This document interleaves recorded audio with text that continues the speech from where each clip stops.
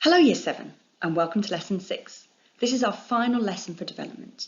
Now during this lesson I'm going to pause for 5 seconds to give you time to think of answers to the questions I ask. Listen out for them. We're going to start with a political cartoon. The cartoon in Figure 1 shows how the UK intends to give aid in the future. Figure 2 is a cartoon showing some of the issues of giving aid. So, what do you think the problems are in regards to aid? Think back to the last 2 lessons. Press pause and consider your answer. So Figure 1, the donor government will decide where the money goes and will not give it to the recipient government. Does the donor government really know where aid should be spent? What type of aid is this? Have a think back to Lesson 4. That's right, bilateral aid, well done. Figure 2. The money is not sent to the people in poverty who need it, but is taken by corrupt government officials in recipient countries to spend on themselves. Now, for Figure 1, an example that springs to mind from Lesson 4 is the Pagao Dam. What type of aid was this? We know that it was bilateral, well done, one government giving money to another government, but it's also another type of aid. Which one? That's right, tied aid. The Malaysian government bought military equipment from the UK. In this lesson, we are going to assess a strategy that can be used to improve quality of life in a developing country or region, and the strategy is tree aid. This is going to be our case study. Please write the title and the key words, which are desertification and transpiration, and then write the questions and the answers. Press pause now to complete this task. Check your answers and press pause now. Now here we have a world map showing the location of a country. And that country is Mali. Now I'd like you to write a description of the location of Mali. Name the continent, name the location within the continent, remember to use your compass points, and name the countries that border Mali. Press pause now to complete this task. Now, let's go through the answers. In the continent of Africa, in the northwest of the country, Mali is west of Niger, southwest of Algeria, and east of Senegal.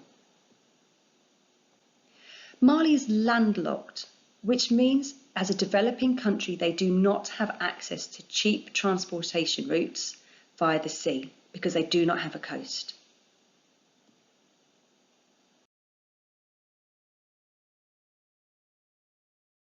Let's look at Mali's climate and crop growing potential. First of all, can you find Mali? Well done. The north of Mali is in the Sahara Desert, whereas the south of Mali is in the Sahel. The Sahel is a region, it's a large strip of land running from west to East Africa along the Sahara's southern edge. Now from these pictures you can see the growing potential difference in the south of the country. We could describe the Sahel as a semi-arid grassland, and the Sahel often suffers from drought or long periods with very little or no rain. The Sahara is an arid area. This means it has too little rain to support vegetation. The Sahel's environment is not quite as harsh or dry as the Sahara. In the Sahel you can still see trees and crops and they can grow. But, and it's a really big but, due to desertification, can you remember what desertification means? Check your key vocabulary. Good. So desertification is causing the Sahara Desert to spread south into the Sahel. So I want you to ask yourself, what does this mean for the people that live here? Take your time, have a think.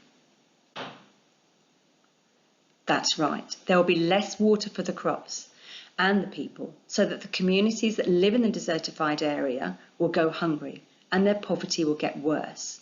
We need to link this back to the main topic of development. So I'd like just to consider the question, will this improve or hinder development?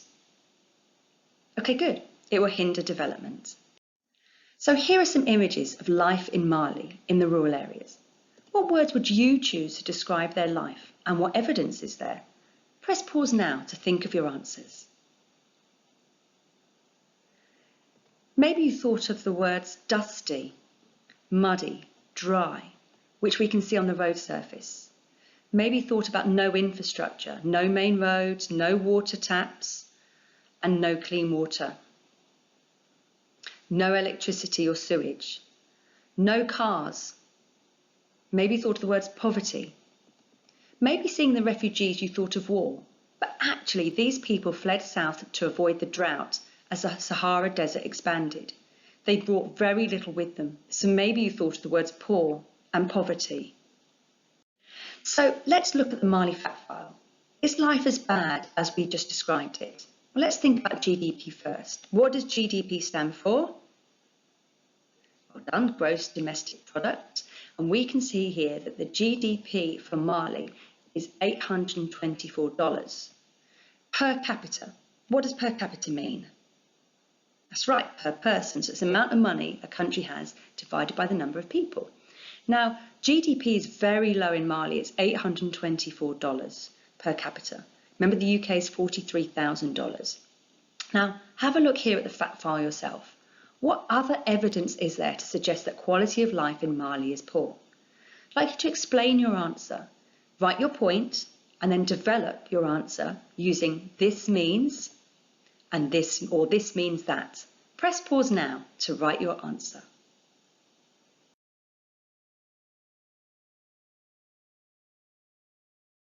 So let's read some information about Mali from two people. Does person 1 give us any information as to why Mali has struggled to develop? Press pause now to read this and write your answer. So person 1 tells us that Mali is dry. This means it's very hard to grow crops in areas that are dry. So Mali does not have the goods to trade with other countries. Now we already know that landlocked countries tend to be less developed. This means that it is more difficult and costly to trade goods with other countries. So what's person 2 saying? Press pause and have a read and answer this question.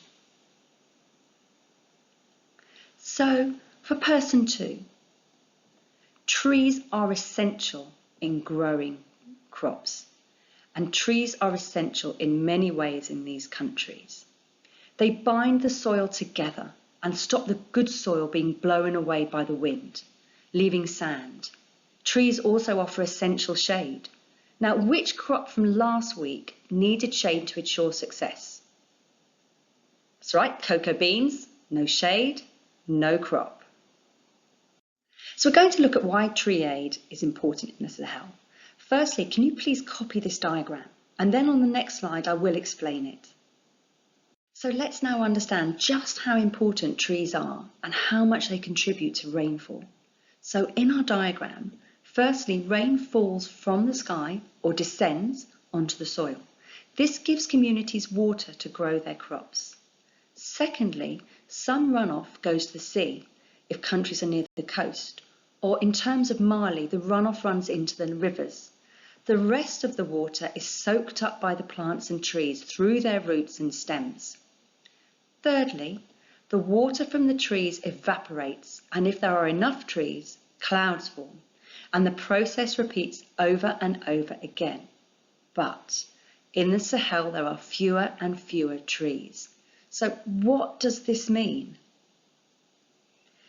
By cutting trees down, this very important water cycle is broken. So without trees, when rain falls, it runs over the surface, straight into the river, and leaves the area.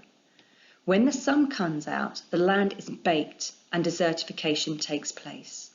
However, if trees are reintroduced, the water cycle can start again, and it can break the cycle of desertification. We can stop desertification. Now, we have seen that trees are important to the development of a country. So is there aid that is focusing on providing trees to the Sahel? Well, why don't you press pause and research on the internet and see if there are aid projects providing trees to Mali? I just want to know, what is the project called? You might have come up with the answer about the Great Green Wall. This is a forest that runs 7,100 kilometres across the south of the Sahara and north of the Sahel, and it includes Mali.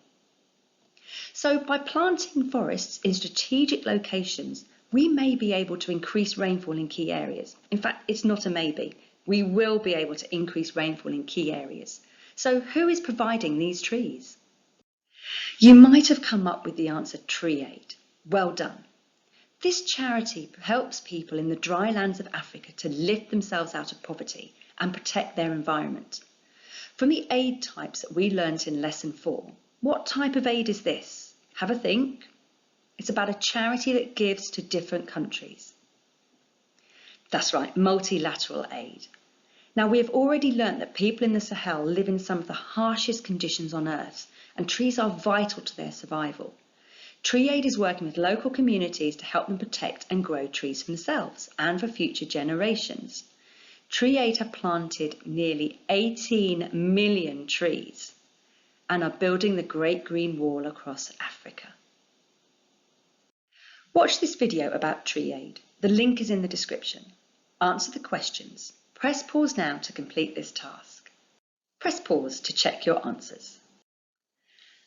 So, other than water, what else do trees help communities? And it's not just in the Sahel region, but across the world.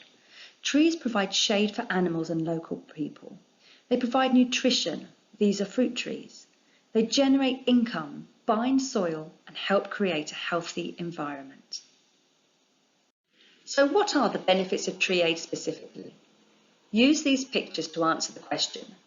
Press pause now. Let's look at the answers. So crops such as cashew nuts can be grown to provide food for the family, and also they can be sold at market for profit. Tree nurseries are being grown. Transport for people and crops are provided by Tree Aid to help farmers get their crop to market. Cashew nut sales mean that children go to school rather than work. And how is this all helping development? Have a think. That's right. The better educated the population, the better jobs they get. This means that in the future, the children will earn more money, improving the economy and helping the country develop. So now you need to start a new page in your book and create a 2-column,